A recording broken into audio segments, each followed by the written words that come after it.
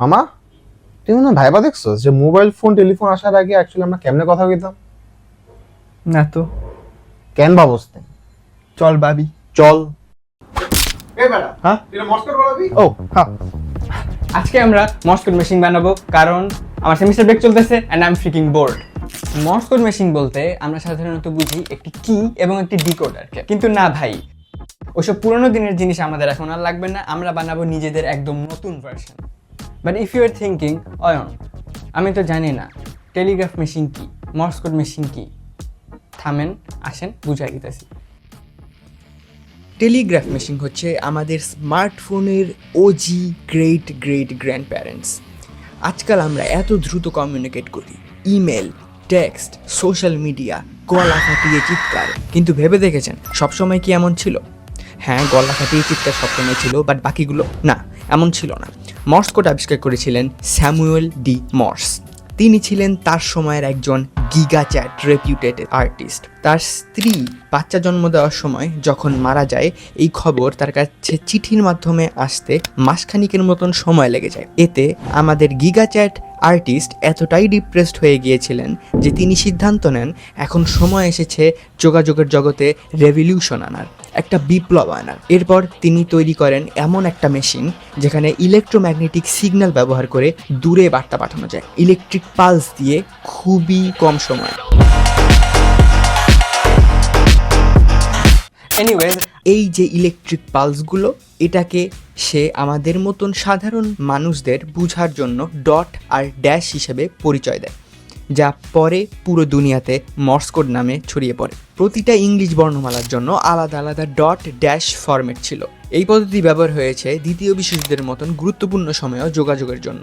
আমরা অলরেডি বলেছি শুরুতে মর্স কোড ব্যবহারের জন্য ছিল দুইটা ডিভাইস, একটা কি আর একটা প্রিন্টার বা ডিকোডার বা সাউন্ডার, যেটা একটা কাগজে সেই সংকেতগুলো ছাপাতো বা ওই ডট আর ড্যাশগুলোকে বিপ বুপ সাউন্ড দিয়ে আত্মপ্রকাশ করত। আর যারা মর্স কোড জানতো তারা সেটা দেখে বা ওই বিপ বুপ সাউন্ড শুনে বুঝতো অপরপক্ষ কি বলছে। মামা তুই কি মর্স কোড পারোস? না। তো তুই কি বালটা বানাইতেছস? এনিওয়েজ, আমরা আগেই বলেছিলাম আমরা এটাকে একটা মডার্ন ওয়েতে বানাবো। আমরা ব্যবহার করব সবার প্রিয় আরডুইনো উনো। আমাদের কি হিসেবে থাকবে ছোট্ট পুশ বাটন, আর ডিকোডার হিসেবে আমরা ব্যবহার করব একটা এলসিডি ডিসপ্লে, যেখানে স্ক্রিনে দেখাবে আমাদের ডট ড্যাশ সংকেত আর তার কনভার্টেড টেক্সটও। আর সার্কিট বানাতে আমরা ব্যবহার করব সাধারণ একটা ব্রেডবোর্ড। নতুন যারা এগুলোর নাম শুনতেছ না, আমার ভয় লাগতেছে। নতুন যারা এগুলোর নাম শুনছো তাদের ভয়ের কিছু নেই, আমি সব কিছু এক্সপ্লেন করে দিচ্ছি। আরডুইনো কি, আরডুইনো কেন, আরডুইনো কে। আরডুইনো উনো হচ্ছে একটা ছোট মাইক্রো কন্ট্রোলার বোর্ড যা AT মেগা 328P চিপ দিয়ে তৈরি। এটা দিয়ে মোটর বা মোটর ড্রাইভার চালানো যায়, সেন্সর রিড করা যায়, ইনপুট আউটপুট নেওয়া যায়। I2C বা ইন্টার ইন্টিগ্রেটেড সার্কিট হচ্ছে এমন এক টেকনোলজি যেটা দিয়ে একাধিক সেন্সার, ডিসপ্লে, মোটর ড্রাইভারের মতন ডিভাইস কম তার ইউজ করে সংযুক্ত করা যায়।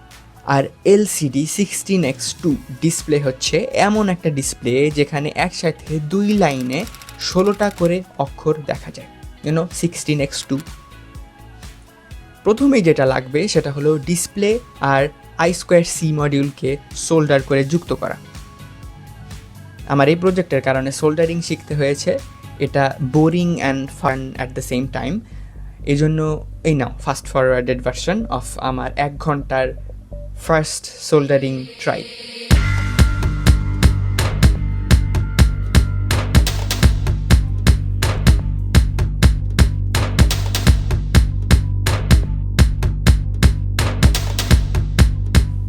সেটা হয়ে গেলে এবার মেইন পার্ট, সার্কিট তৈরি।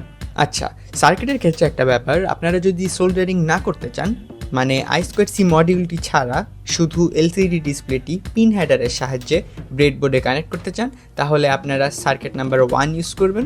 আর যদি আপনাদের আমার মতো সোল্ডারিং শিখার ক্যারা উঠে থাকে তাহলে আপনারা ইউজ করবেন সার্কিট নাম্বার 2, যেটা আমিও এখন ইউজ করব।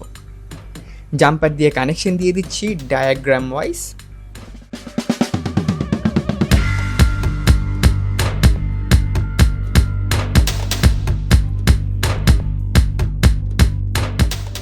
এবার আসি সব থেকে গুরুত্বপূর্ণ আর কিছু দর্শকদের জন্য একটু বোরিং কোডিং পার্টে। তবে যারা ইন্টারেস্টেড এই জিনিসটা কিভাবে কাজ করে তাদের জন্য কোডের এক্সপ্লেনেশনও দিচ্ছি। যারা এটাকে স্কিপ করতে চান করতে পারেন। ওকে বাচ্চারা আসো কোডিং শিখে বিল গেটস হয়ে যাই। প্রথমে আমরা ট্রাই করব দেখার যে আমরা আরডুইনো দিয়ে এই বাকি ভক্করচক্করের সাথে কমিউনিকেট করতে পারি কিনা। এর জন্য আমাদের অন করা লাগবে আমাদের আরডুইনোর আইডিই।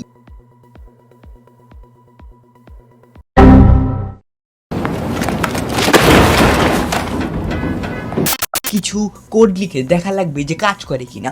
এই লাইনে আমরা কিছু লাইব্রেরি কল করতেছি এই I²C এর সাথে কমিউনিকেশনের জন্য আর ডিসপ্লেটা ইউজ করার জন্য।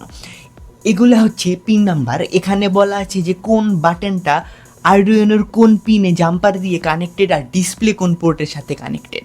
আর এই ব্যাটারা ইজ জাস্ট ভ্যারিয়েবলস। এরা প্রতিটি বাটনের বর্তমান এবং আগের স্টেট সংরক্ষণ করে আর কি। এই লাইনগুলোতে আমি বেসিক্যালি ইংলিশ কোন অ্যালফাবেটের জন্য কোন মর্স কোডটি ইউজ করা হয় সেটার একটা টেবিল বানিয়েছি। এই কোডগুলা এলসিডি ডিসপ্লেটাকে ইনিশিয়ালাইজের জন্য। এখানে আমরা একটা লুপ দিব বাটনগুলার বর্তমান স্টেট পড়ার জন্য আর কি।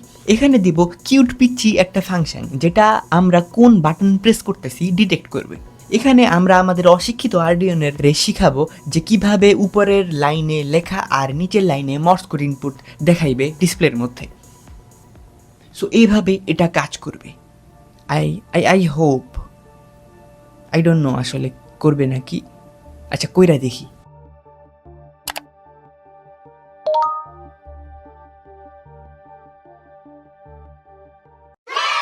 Hell yeah! বাস আমাদের modern Mars code machine is here. That's it. Video ভালো লাগলে লাইক মারেন। আপনারা এটা অ্যাকচুয়ালি বানানোর ট্রাই করে থাকলে আমাকে জানাবেন আপনাদের এক্সপিরিয়েন্স অ্যান্ড হেল্প লাগলে ভায়া কমেন্ট করেন। বাই।